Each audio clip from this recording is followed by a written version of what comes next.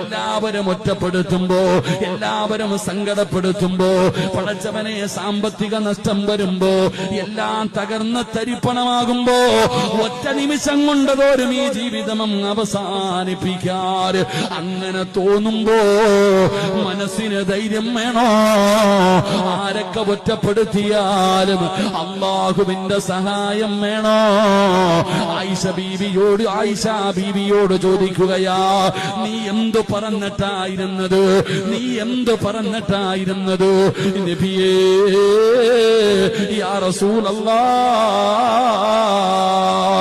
ഒരു ദിക്ർ പറഞ്ഞു നബിയേ, ഒരു ദിക്ർ പറഞ്ഞു നബിയേ. ആ ദിക്റാണ് എനിക്ക് ധൈര്യം തന്നത്. ഏത് ദിക്റാണെന്നറിയുമോ? ഹസ്ബുനല്ലാഹ്,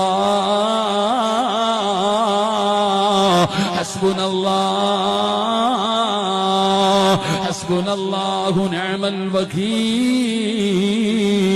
നിഅമൽ മൗലാ വനിഅമൻ നസീർ.